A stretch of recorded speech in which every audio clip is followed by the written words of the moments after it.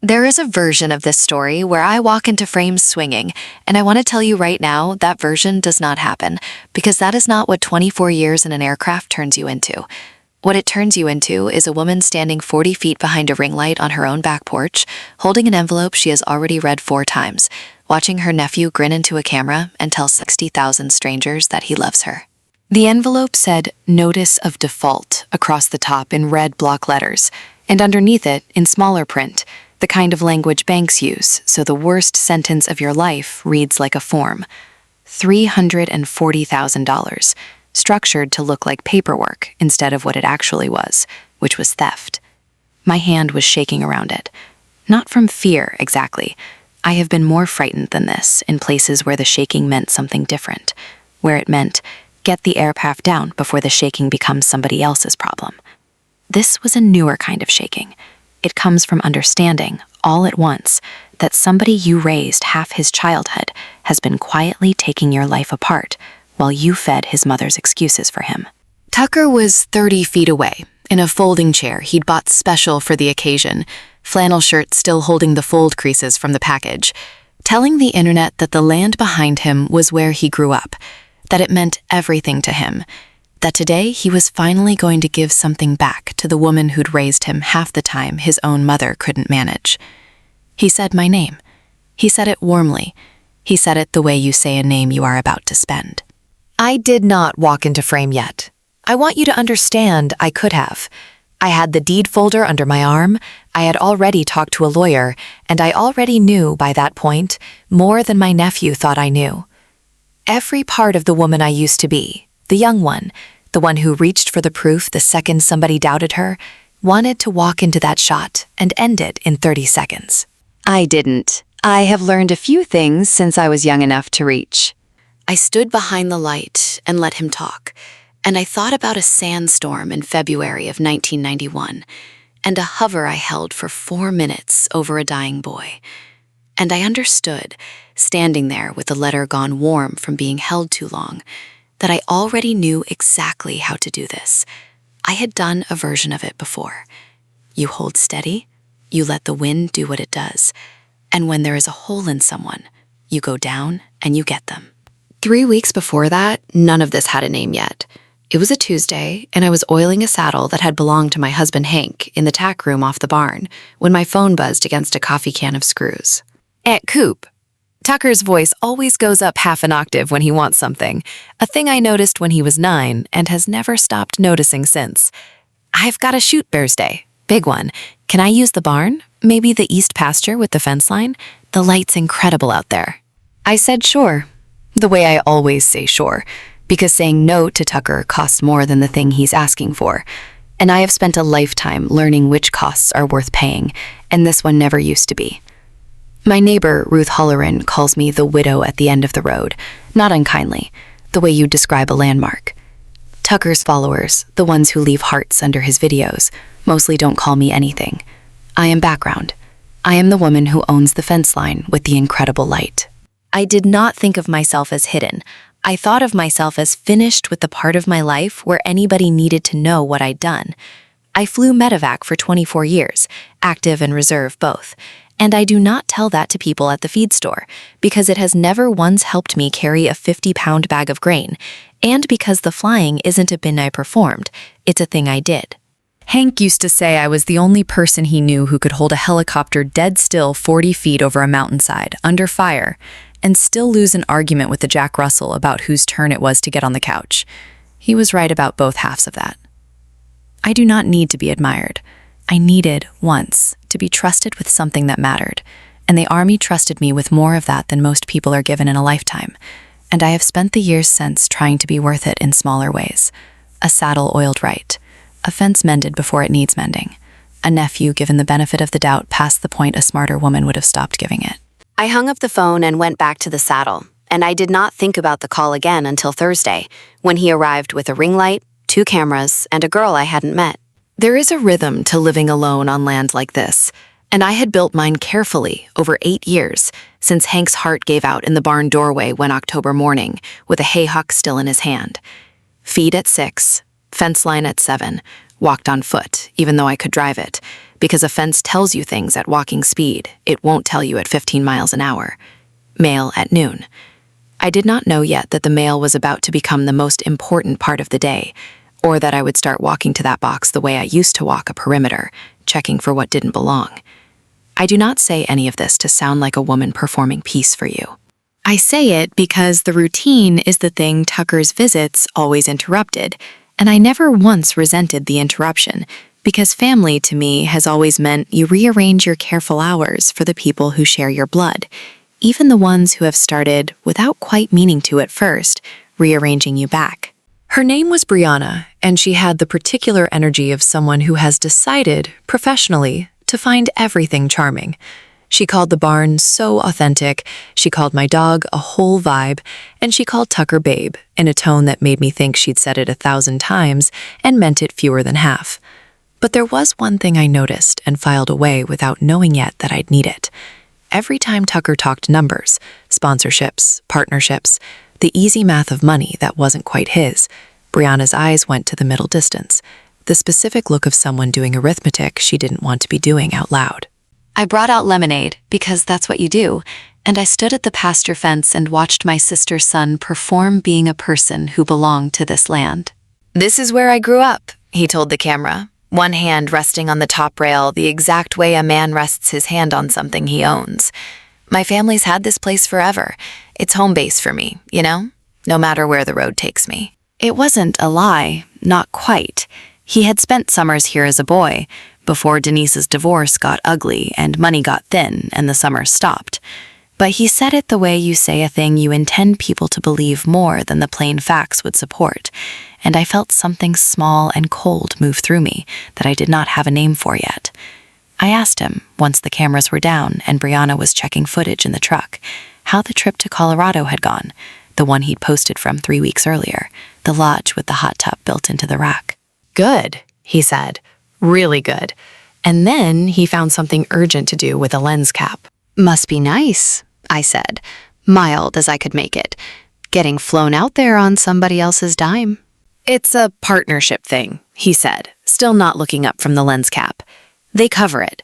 It's complicated, Aunt Coop. It's not like a regular vacation." "Didn't say it was." He looked up then, and for a second I saw something in his face I couldn't name yet. Something between a boy caught and a man deciding whether being caught mattered. Then Brianna called his name from the truck, wanting his opinion on a clip, and he went, grateful, the way people are always grateful for an excuse to leave a conversation they started losing. I noticed that. I want to be honest that I noticed it and let it go, because noticing and confronting are different verbs, and I had not yet decided I was willing to spend the second one on my sister's son over a lens cap and a hot tub. He left before dinner, the way he'd started doing the last year or two, some excuse about beating traffic that never quite added up given how little traffic exists on the road out of our county. I stood in the drive and watched his taillights go, and I told myself the coldness I'd felt was nothing. Most of the worst things I have ever missed, I missed by telling myself that first. The call from the bank came 4 days later, an automated voice reading numbers off a script, something about a mortgage account and a payment status, and I hung up halfway through because I do not have a mortgage. I paid this land off with Hank 11 years before he died, and I have gotten enough calls in my life about extended car warranties on cars I don't own to know a scam when one starts reading me an account number I don't recognize. I wrote the callback number on the back of a light bill, meaning to look into it, and then a barn door needed rehanding, and the number sat there under a magnet on the refrigerator for 6 days doing nothing, which is its own kind of mistake. The mistake of a woman who has been taught her whole life that overreacting is the greater sin. The package came on a Tuesday. It was addressed to a Colleen Aldrich at an address 2 streets over, misdelivered the way packages sometimes are in a county where 3 roads share variations of the same name. And the woman who lives at that address, a kind soul named Dot Feeney, drove it over herself, because that's the kind of county this is. "Thought you'd want to see this," Dot said, handing me a box with a shipping label from something called Aldrich Legacy Goods. I did not order anything. I opened it at my own kitchen table with the same knife I use for apples, and inside was a folded canvas shirt, $45 according to the packing slip, screen printed with a photograph I recognized before I'd fully seen it, because I have looked at that photograph every night for 37 years, from the same spot on my bedroom wall. It's me at 29, standing under the nose of a Black Hawk in the Gulf, squinting into a desert sun. A photo Hank took the week before he shipped home, and I stayed another rotation. It is the only copy that exists outside a box of negatives I have never digitized. It hangs in a frame in my bedroom, in a house Tucker has a key to for emergencies. He had gone into my bedroom. He had taken that photograph off the wall or photographed it there, and he had put it on a shirt and sold it $45 at a time to people who would never know whose face they were wearing, and he had not asked me. Not once.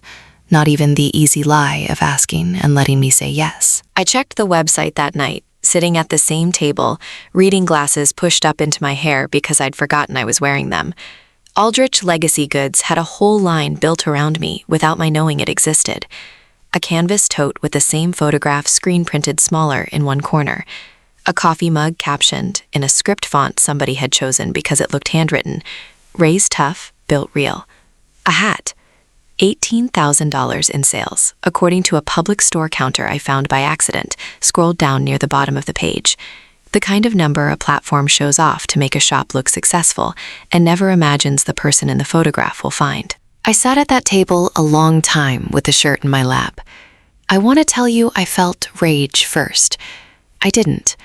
I felt something quieter and worse, which was the particular grief of understanding that a person you love has decided your life is a resource rather than a life. That night, I went into the bedroom and took the box of shells down from the closet shelf, the old surplus ammo can Hank had cleaned out years ago and repurposed for the two of us to keep the paper that mattered. The deed, our marriage license, his DD-214, mine. A handful of photographs the fire wouldn't be allowed to take, even if it took everything else. The lid still has a rust stain shaped almost exactly like a handprint from the last time Hank closed it, and I have never scrubbed it off. I found the deed. I found it exactly where it should have been, which told me nothing and everything at once, because a deed being in its box doesn't mean nobody has filed a different piece of paper somewhere I'd never think to look. I sat on the edge of the bed with that folder in my lap, and I made a decision that I want to be very clear was mine alone. Made at 10 at night with nobody watching and nobody to perform it for. I called Priya Nair. Priya had been Hank's friend before she was mine, a lawyer he'd served with informally on the County Veterans Board for a decade, sharp and careful and unimpressed by anyone's rank, which I have always respected in a person. It was late, and she picked up anyway, because that is also the kind of county this is. Priya, I need you to look at something for me. All of it. The land, the accounts, anything with my name on it that I might not know about. There was a pause on the line, the pause of a good lawyer doing arithmetic. What happened, Coop? I don't know yet, I said. That's the problem. I did not tell her about the shirt yet. I did not tell her about the phone call I'd hung up on. I told her I wanted everything checked, quietly, before I said another word to anybody in my family. And she said she'd start Monday, and I put the deed back in the ammunition box and closed the lid, and heard it click the way it always clicks. A small, flat sound that used to mean nothing, and would, before this was over, mean something different every time I heard it. I did not sleep much that night. When I finally did, I went back to a place I don't visit on purpose very often, because some part of me already knew I was about to need everything that place had taught me. The sand that February was the color of old rust, and it did not fall so much as arrive, sideways, in a wall you could watch come toward you across the desert like weather with a grudge. I was 29 years old, and I was the pilot in command of a Black Hawk with a red cross painted on its belly, and somewhere below the wall of sand, a squad of infantry had 2 men down, one of them a 19-year-old private named Marcus Boyd, who had taken shrapnel in the gut from something that shouldn't have been close enough to matter, and was. There is no landing a helicopter in a storm like that. There is only the hover, the terrible, patient work of holding a 15,000-pound machine dead still in the air while the ground disappears and reappears beneath you in pieces. You trust instruments you cannot fully trust, and a crew chief's voice in your headset calling numbers because you cannot see your own hoist cable. He calls it the way you'd call directions to someone driving blind, because that's more or less what it was. My crew chief that day was a sergeant named Delgado, and he had the steadiest voice I have ever flown behind. 15 feet, 10, 5. He's clear of the ground, Ellis has him. Sand came through the vents no seal was ever built to stop, fine as flour, working into my teeth, my collar, the crease of my eyes, and the rotor wash threw it back up into a brown ceiling that erased the horizon I needed to hold my attitude off of. I flew that Hervan instruments and on Delgado's voice and on nothing else. 4 minutes that did not feel like 4 minutes, so much as a single held breath stretched past the point a body should be able to hold it. My flight medic that day was a sergeant named Ellis, a quiet Georgia boy who talked to the wounded like he was talking a spooked horse down off a ridge, low and steady and entirely without panic, even when there was excellent reason for panic. He went down the wire into sand and noise I couldn't see the bottom of. "Anchor us, Coop," he said over the intercom, the way he always did before he went down, not because I needed telling, but because it was ours, the thing we said to each other before the hard part. "I'm going down for him." I held it steady. I do not know another way to describe 4 minutes like that, except to tell you that everything in your body wants to move, wants to fight the wind, wants to do something, and the entire skill of it is teaching your hands to do the opposite of what fear is telling them, to be still on purpose while a storm tries to take the aircraft sideways, correction after correction after correction, none of them conscious after enough years, your whole body arguing with the air and winning by inches. Ellis got the private clipped in. I felt the aircraft take the extra weight, felt it in my hands the way you feel a scale tip, and I held it another 90 seconds while he came up the wire behind him. Then I flew that boy and my crew and my medic out of the sand and into a field hospital 40 minutes later. A surgeon told me 3 days after that the private was going to live and that they were calling him lucky.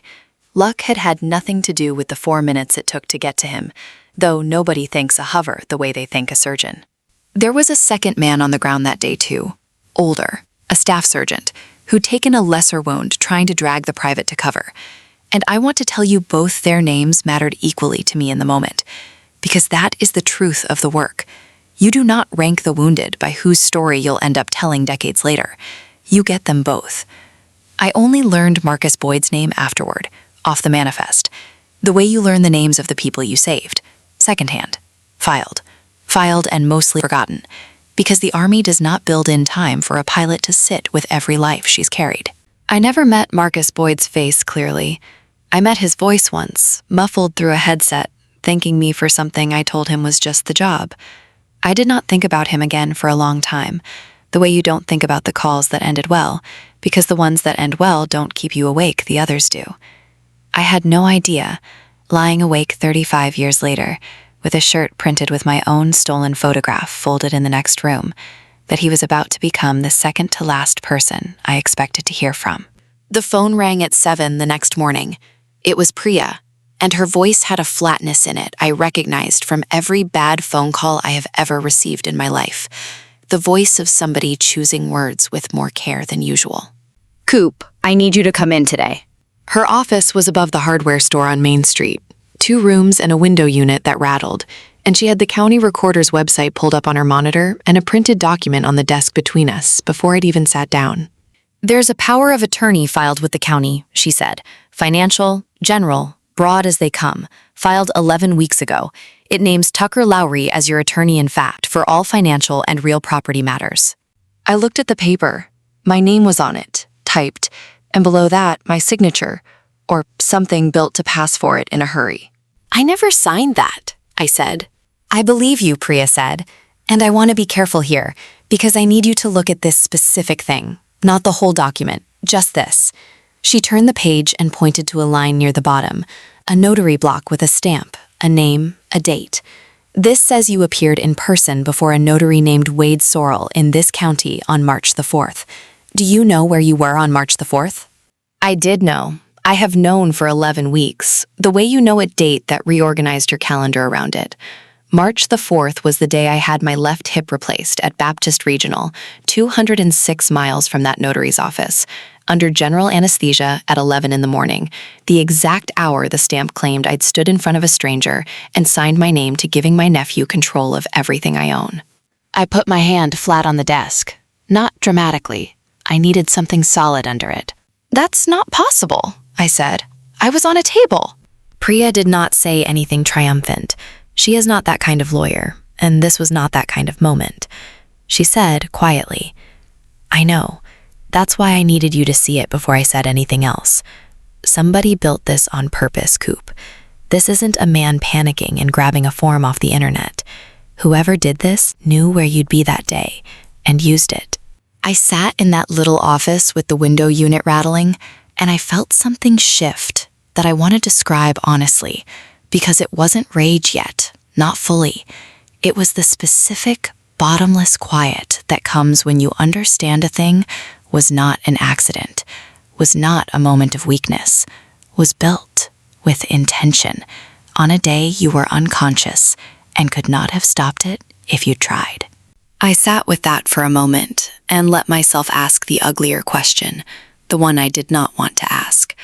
Whether my sister had known, whether Denise had helped him in some smaller, softer way, the way a mother sometimes helps a son by simply not looking too hard at what he's carrying. I did not have an answer yet. I decided I would need one before this was over, and that I was not ready to go looking for it. "There's more," Priya said. "There's a mortgage against the property, $340,000, originated 10 weeks ago through Meridian Trust, using this power of attorney as authorization. It's 60 days behind on payment as of this week. That's what triggered the notice." I understood, sitting there, why the automated voice on my phone had read me numbers I didn't recognize.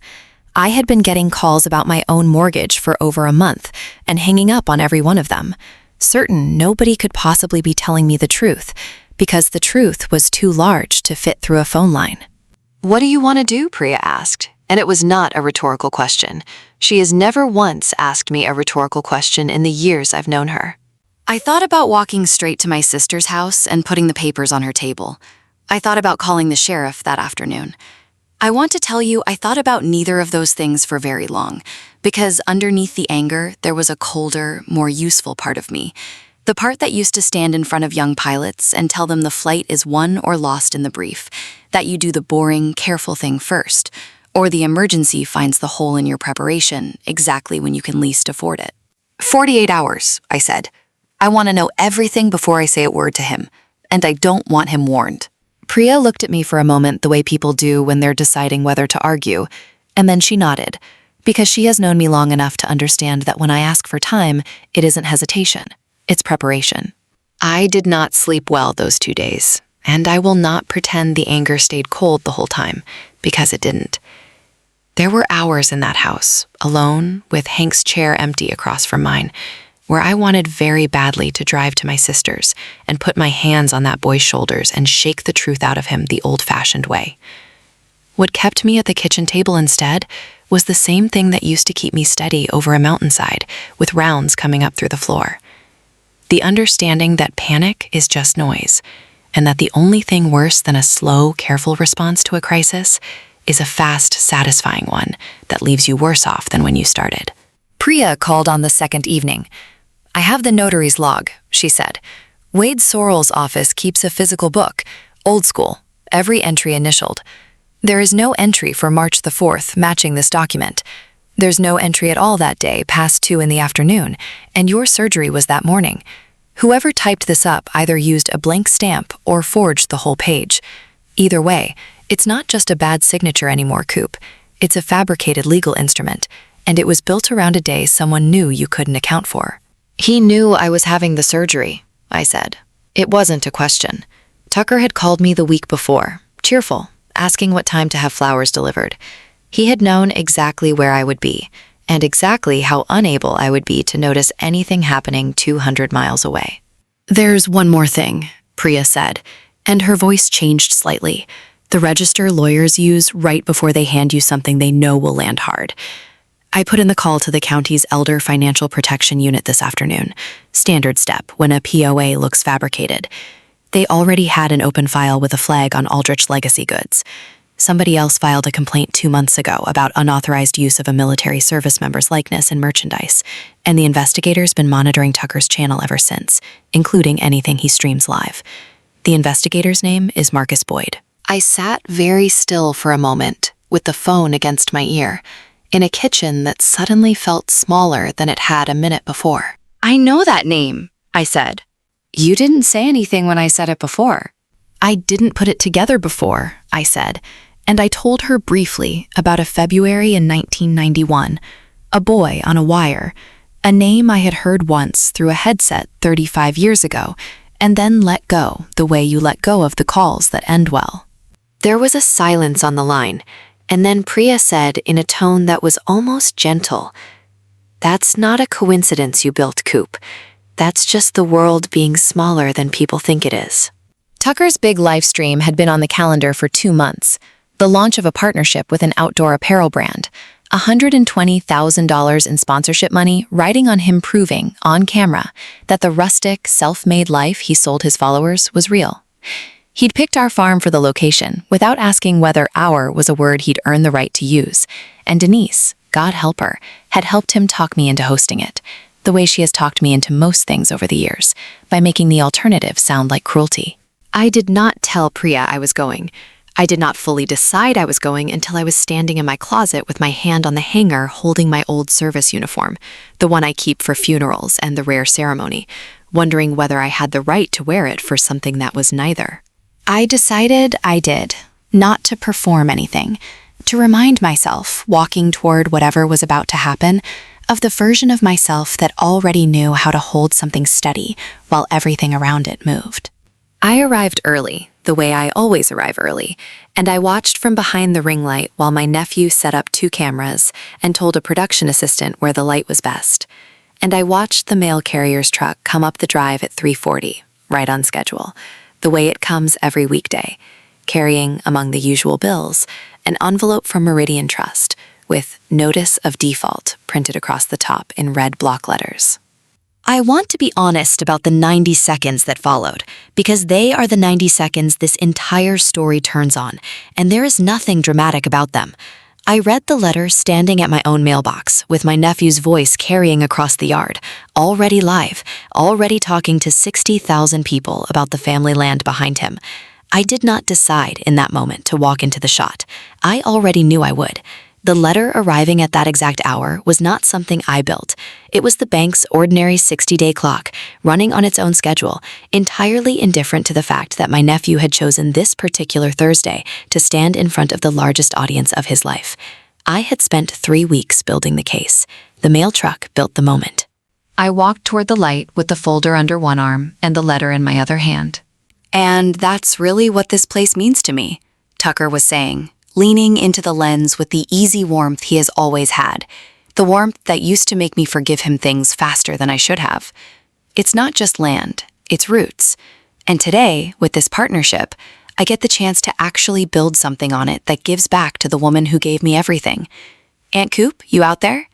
He turned, laughing, gesturing at the farmhouse behind him. "She doesn't really get all this, the streaming thing, but she lets me use the place, don't you, Coop?" I stepped into frame. I did not raise my voice. I have never once found that it helped. "I got everything, Tucker," I said, and I held up the letter so the nearest camera could see it clearly, red block letters and all. "I got the mail today, and I got a phone call 3 weeks ago I hung up on because I didn't believe a man could do this to me. And I got a shirt in the mail with a photograph on it that only exists in one place, on my bedroom wall, in a frame you'd have needed a key and about 40 seconds alone in my house to take down." The chat exploded, a wall of scrolling text neither of us could read in real time, but the sound of it, the notification chime firing over and over, was its own kind of pressure in the air. Tucker's face did the thing faces do when the ground stops being where a person thought it was. "Coop, what are you... Can we talk about this after?" "We're going to talk about it now," I said. "Because you picked now. You picked 60,000 people to stand in front of and call this your family land. and I think they'd like to know whose signature is on the loan against it. I don't know what you're talking about. I opened the folder. I did not perform this either. I laid the copy of the power of attorney on the small table beside his chair, the notary block circled in red pen, and beside it the discharge paperwork from Baptist Regional, dated March the 4th, time-stamped 11 in the morning, 206 miles from the notary's office listed on the form. You had somebody build this while I was under anesthesia, I said. You knew exactly where I'd be, because I told you myself, because you asked what time to send flowers, and you used it to put $340,000 against a piece of land my husband and I paid off with our own hands, so you could stand here today and tell sponsors it was yours to offer. That's not what happened. That loan was going to be paid back before anyone... Before anyone what? I said. Before I found out? I did find out. The bank found me first, actually. 60 days, Tucker. That's how behind it is. He looked for one long moment, like the 9-year-old who used to stand in my kitchen after breaking something, working out whether honesty or a better lie would cost him less. I watched him choose. I have watched 100 young pilots make exactly that choice in a debrief, and I can tell within a second which way it's going to go. You don't understand what it's like, he said, and his voice had gone thinner, faster. You have no idea what it takes to keep this going. The pressure. The sponsors expect a certain... I was going to pay it back. I told Brianna it was temporary. And it's not like I took it from a stranger, Coop. It's family money. It was always going to come back around to family eventually. I just moved the timeline. Beside him, off camera but not off microphone, I heard Brianna's voice, small and sharp. You told me it was already handled. He did not answer her. He reached instead for his phone on the arm of the chair, the reflex of a man trying to end a broadcast the way you'd slam a door. And in the reaching, he knocked over the glass of ice water sitting on the small wooden table beside him, the same table, weathered gray now, where he used to eat dinner as a boy, the summers he still came for dinner. And the water went across the boards in a spreading dark stain, and the sound of the ice hitting wood was, for one absurd second, the loudest thing in the whole yard.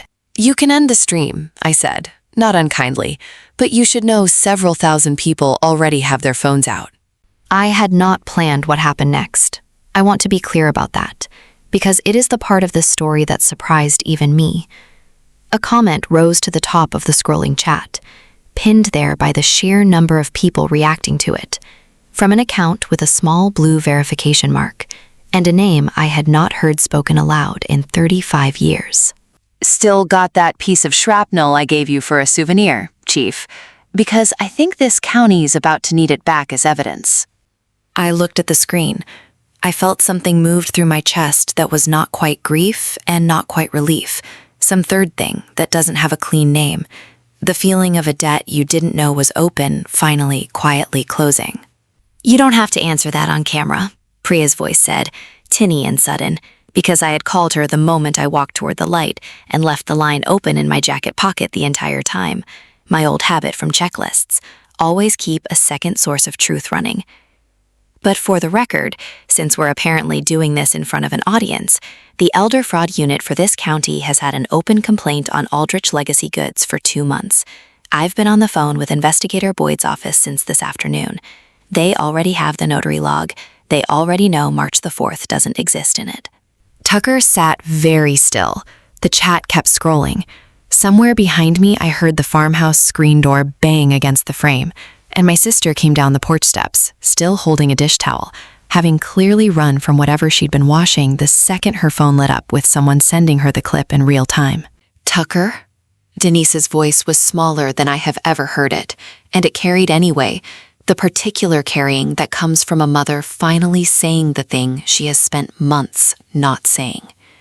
What did you do?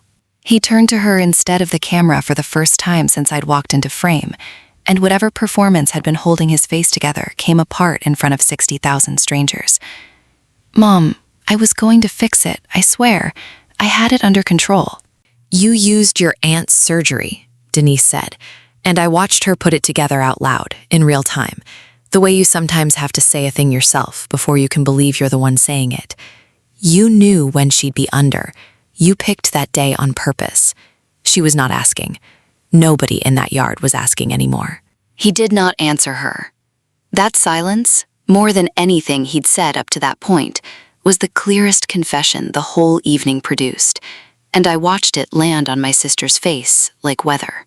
The bank froze the disbursement on the loan within the hour once Priya's call reached the right desk, the kind of speed that only happens when a fraud flag and a live audience arrive at the same institution on the same afternoon.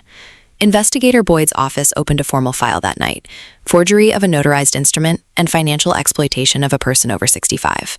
Within a week, the platform Tucker had built his entire livelihood on suspended his account for unauthorized use of another person's likeness and image, a violation 200 people had reported inside of an hour once the clip started circulating on its own. He lost the sponsorship before midnight. The apparel company's statement was 3 sentences long and used the word disappointed twice. Brianna called me 2 days later, which surprised me more than almost anything else that week. She didn't apologize exactly, and I didn't ask her to. She told me she'd known about the loan, that Tucker had told her it was already handled, and that she hadn't known how, had told herself it wasn't her business to ask. "I keep going back over it," she said, trying to find the moment I should have said something. "I don't think there was one moment. I think there were about 40 small ones, and I let all of them go by. I didn't have anything comforting to give her, and I didn't try to manufacture some." I told her that noticing the 40 small moments, even this late, even after the fact, was worth more than most people manage, and that what she did with the next 40 was the only part of it still hers to decide. She thanked me. I don't know what she decided to do with them. That part isn't mine to tell. I did not feel triumphant watching any of it happen. I want to be honest about that, because it would make a cleaner story if I told you I did. What I felt, mostly, in the days after, was tired, in a way that had nothing to do with my hip or my age, the specific exhaustion of having held something steady for far longer than anyone should have to. Denise called me 4 nights later. It took her that long to find words, and when she finally did, they weren't the words I expected. "I knew something was wrong," she said, "months ago. I asked him where the Colorado trip money came from, and he told me not to worry about it. And I didn't push, because pushing has never gone well with him. And because I kept thinking, he's finally doing something with his life. Why am I the one trying to ruin it? I let myself not look, Coop. I did that on purpose, because looking would have cost me something I wasn't ready to pay." I did not tell her it was fine. It wasn't, and she knew it wasn't. And there is no kindness in pretending otherwise to somebody who has finally stopped pretending herself. "I'm not going to pretend I'm not angry at you too," I told her. "But I know the difference between looking away and building the thing. You looked away. He built it. Those aren't the same crime, even if they cost me the same amount." She cried on the phone for a while, and I let her, because some things a person has to get through without being managed. And when she was done, she asked, quietly, whether I'd ever be able to have her in my house again, and I told her the truth, which was that I didn't know yet, and that I would rather tell her the truth slowly than a comfortable lie fast. The bank restored the mortgage to nothing once the fraud was confirmed and the instrument thrown out by the county, and the land came back to being simply mine, the way it had always actually been, the paperwork finally agreeing with a fact that had never once stopped being true underneath it. Priya handled the last of it on a Tuesday, and I drove home from her office with the corrected deed in a folder on the passenger seat. And I did not feel the way I expected to feel. I did not feel like I had won a war. I felt like a woman who had spent 3 weeks doing the same job she'd done for 24 years, which is to hold something steady until the danger passed, and then to land. That night, I opened the ammunition can for the first time since all of it began. I put the deed back where it belonged, beside Hank's DD 214 and mine, and marriage license and the photographs the fire wouldn't be allowed to take. There was a birthday card in the stack of mail on the counter, still sealed, that Tucker had sent me weeks earlier, before any of this broke open. The kind of card you buy at a drugstore 2 days late, and mean anyway. I did not open it. I did not throw it away either. I set it inside the can, unopened, on top of everything else, because I did not yet know what I wanted to feel about it, and some things deserve to wait for an honest answer, instead of a quick one. Investigator Boyd called me himself, a week or so after, not about the case, which was moving through channels that didn't need me anymore, but just to talk. His voice was older than the one I remembered, which made sense, since 35 years does that to a voice, the same as it does to everything else. I never got to properly thank you, he said. Back then. I was pretty out of it by the time we landed. You said thank you, I told him, over the intercom, mostly to God, but I heard some of it. He laughed, a real laugh, and then he said the thing I think he'd actually called to say. It's a strange world where I end up investigating your family, of all the families in this county. Small enough world that a boy I never met again ends up the one person watching the exact live stream where I needed a witness, I said. I don't put a lot of stock in signs, but I'll admit that one gave me pause. We talked a while longer, about nothing in particular, the way two people talk when the thing that connects them has already been said once and doesn't need saying again.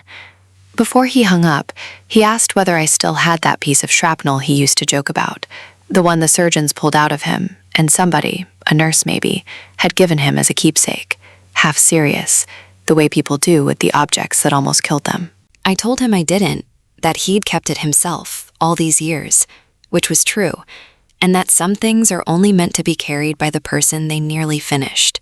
I used part of what the bank returned, once everything settled, to start something small. Not a foundation, nothing with a building or a plaque, just a fund at the county veterans office, administered by Priya, meant for older veterans who get caught the way I nearly got caught. The ones who trust a family member with a signature or a login or a key and find out too late what that trust was spent on. I named it for Hank because he was the one who taught me that the whole discipline of aviation, the whole reason any of us come home, is that you build the boring, careful habit long before the day you need it, and you do it precisely because nobody is watching and nothing has gone wrong yet. The first receipt from that fund went into the ammunition can too, folded next to the still unopened birthday card, and when I closed the lid, I heard the same small, flat click I have heard my entire adult life, the sound that used to mean nothing in particular, and now, I think, means that something has been put away correctly, the way you put away a checklist once every item on it has finally been answered. I do not know, as I tell you this, whether Tucker and I will ever sit at that gray wooden table again the way we used to, when he was 9 and the worst thing he'd ever done was break a lamp. I am not going to pretend that door is open, because it isn't. Not yet, and maybe not ever the whole way. What I know is that I am not the woman who stood behind a ring light with her hand shaking. Not anymore. And I did not become someone else to stop being her. I became, again, the person I already was underneath the mask everyone else had built for me. The bad neighbor, the outdated aunt, the woman who didn't understand the streaming thing. I understood it fine. I understood before anyone else in that yard did exactly how long a signal takes to reach 60,000 people, and exactly how little time you need, once you've held far worse things steady, to let the truth arrive on its own schedule and do the only kind of correcting that actually holds. That checklist is the only thing I really have to offer you, if you're hearing this because something like it is happening to you right now. If somebody has decided who you are and said it to your face, or worse, said it about you where you couldn't hear, I will tell you what 24 years of holding an aircraft over places that wanted it to fall taught me, because it is the only thing I know for certain. You do not owe them a speech. You owe the truth nothing but a place to land, and your only job is to keep it steady until it gets there. Mine got there in a farmyard, in front of an audience I never asked for, carrying a folder I'd built 3 careful weeks to hold. Yours may get there slower, or quieter, or in a room with no cameras in it at all.